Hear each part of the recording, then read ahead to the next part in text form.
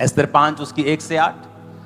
तीसरे दिन एस्तर अपने राजकीय वस्त्र पहनकर राजभवन के भीतर आंगन में जाकर राजभवन के सामने खड़ी हो गई और राजा राजभवन में राजगद्दी पर भवन के द्वार के सामने विराजमान था। अब मेरी बात को ध्यान से समझ।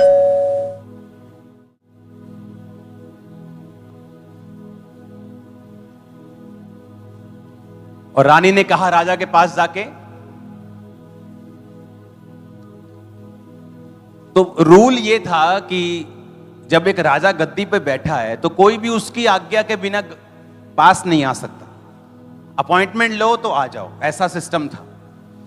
तो वचन कहता है कि वो बिना अपॉइंटमेंट उसके भवन के बाहर खड़ी होगी, उसके रूम के।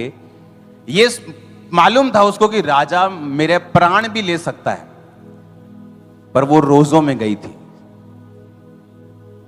कैसे गई थी? उपवास में गई थी। राजा ने कहा इसको अंदर आने दो, अंदर गई। उसने कहा राजा एक विनती करने आई हूं। क्या विनती करती? कि तू मेरे पास खाने के लिए आएगा। उस दिन दूसरा रोजा था। राजा ने कहा ठीक है, मैं खाने के लिए आऊंगा। तब 6 आयत में लिखा, भोज के समय जब दाख मधु पिया जाता था तब राजा ने एस्तर से कहा तेरा क्या निवेदन है वो पूरा किया जाएगा। तू क्या मांगती है? मांग, आधा राज्य तुझे दे दूंगा। एस्तर ने कहा मेरा निवेदन जो मैं मांगती हूं वह ये है, यदि राजा मुझसे खुश है और मेरा निवेदन सुनना और जो वरदान मैं मांगू वो देना चाहता है, तो राजा और हामान कल उस भोज में आए जो मैं उनके लिए रखूंगी। कहती अगर तुम मुझसे खुश है, मुझे आधा राज नहीं चाहिए, कल मेरे पास खाने के लिए फिर आना। और उसने क्या पिया था? 6 आयत में क्या लिखा है? पढ़ो 6 आयत में। भोजन के समय क्या पी रहा था? क्या होता है ये? अल्कोहल वाली ड्रिंक, शराब बोलते जिसको। क्या पी रहा था राजा? राजा मसीह में नहीं था, परमेश्वर का नहीं था, अन्य जाति राजा था।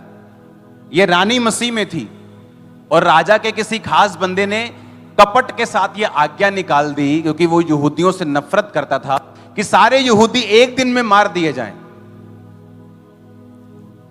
जब मोर्दके को बात मालूम हुई तो उसने रानी से कहा कि तू अंदर जो गई है ना, राजगद्दी के ऊपर बैठी है, शायद परमेश्वर ने तुझे भेजा है, अब आलसी मत होना।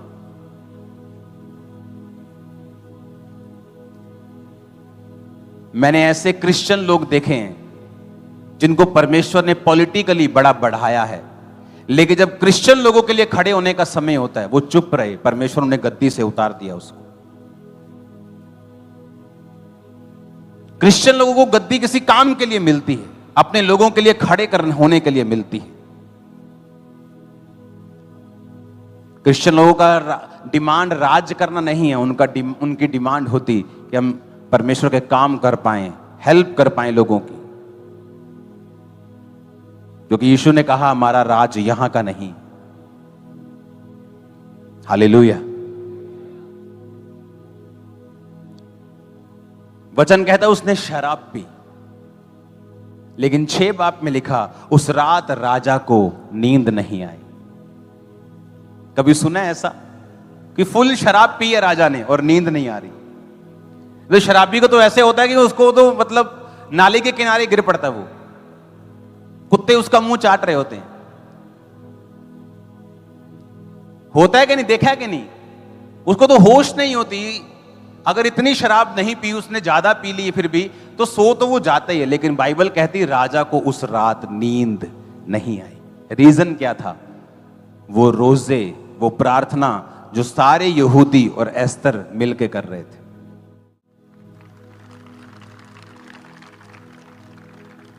नेचर के खिलाफ, एटमॉस्फेयर के खिलाफ परमेश्वर ने काम किया। जबकि उस रात वो क्यों लिखा वचन में कि वो दाख मधु पी के गया? इसका रीजन है लिखने का कि वो फर्मेंटेड, वो अल्कोहल वाली ड्रिंक्स पी के गया ताकि ये मालूम हो कि उस रात नींद ना आने का कारण क्या है। ऐसा नहीं लिखा कि कॉफी पी के गया कि भाई साहब कॉफी पी ली नींद नहीं आई, कि चाय ज्यादा पी ली 2 कप नींद नहीं आई। लिखा वो शराब पी के मदिरा पी के, दाख मधु पी के, दाख मधु और दाख रस फर्क है। जहां दाख मधु आया वो स्ट्रॉन्ग ड्रिंक पी के वो गया, लेकिन उस रात नींद नहीं आई। शराब पी के भी नींद नहीं आई। जब नींद नहीं आई उसने कहा ऐसा करो, रिकॉर्ड निकालो। तो बाइबल कहती है, इतिहास की पुस्तक कहता लाई जाए और पढ़ के राजा को सुनाई जाए। तो उसमें लिखा हुआ मिला कि एक बंदा है मोर्दके नाम का, जब तेरे खिलाफ दो बंदे तुझे मारने का प्लान कर रहे थे तो मोर्दके ने उनका प्लान जाहिर कर दिया था और तुझे बचा लिया था। कहता अच्छा इतनी बड़ी बात हो गई। तो फिर क्या किया मोर्दके का? उसको कोई पैसा दिया, कोई घर दिया, कोई जमीन दी, कुछ उसको ऊंचा किया, उसके बदले में उसको क्या दिया? कहते कुछ नहीं दिया। कहते उसको बुलाओ। वही मोर्दके था जो एस्तर का भाई था, एस्तर का, एस्तर को पालने वाला। देखो रोजे क्या कर रहे थे, रोजे प्रार्थना क्या कर रही थी, देखा सारा कुछ बदल रही थी परमेश्वर के लोगों के हक में। और उधर नमान जो दुश्मन था, एक फांसी का फंदा बनवा के लेके आया कि आखिरी दिन जो होगा ना भोज का, मैं राजा को बोलूंगा कि एक बंदा है मोर्दके, मेरे को पसंद नहीं, उसको मैं फांसी पे लटकाना चाहता हूं। रानी के कहने के अनुसार राजा फिर तीसरे दिन उसके पास गया और रानी ने कहा मैं एक आज्ञा तुझसे मांगती हूं कि मेरा प्राण और मेरे लोगों का प्राण बचा लिया जाए। यह तीसरा दिन था। रानी ने ना तो कुछ खाया था ना तो कुछ पिया था। राजा के दिल में उसके प्रति प्यार परमेश्वर भर रहा था। उसने कहा क्या चाहिए तेरे को? उसने कहा वो लोग जो मेरे हैं, मैं भी नाश हो जाऊंगी अगर उनका नाश हुआ। राजा को गुस्सा आ गया, किसने किया ये सारा कुछ? इसी दुष्ट हमान ने जो तेरे साथ बैठा खा रहा है।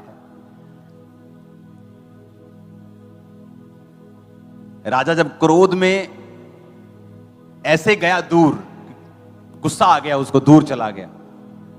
और पीछे जो हमान था उसने सोचा कि अब हुन पैर फाड़ लो रानी दे, हुन बचाते होना नहीं।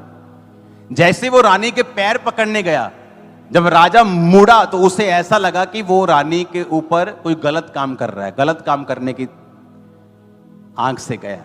उसको और गुस्सा आया।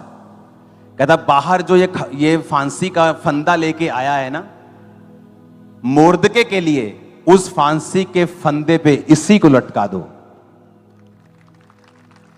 और हुआ क्या? सारे राज में चिट्ठियां फैला दी गई कि कोई यहूदी उस दिन मारा नहीं जाएगा। और जितने प्लान कर रहे थे कि इस दिन इनको मार देंगे, मोहल्ले में कुछ गुंडे लोग होते हैं ना, मालूम होता है कि ये गुंडा बिरादरी, गुंडा लोग हैं, ये गुंडे हैं सभी, कि ये सब प्लान कर रहे हैं।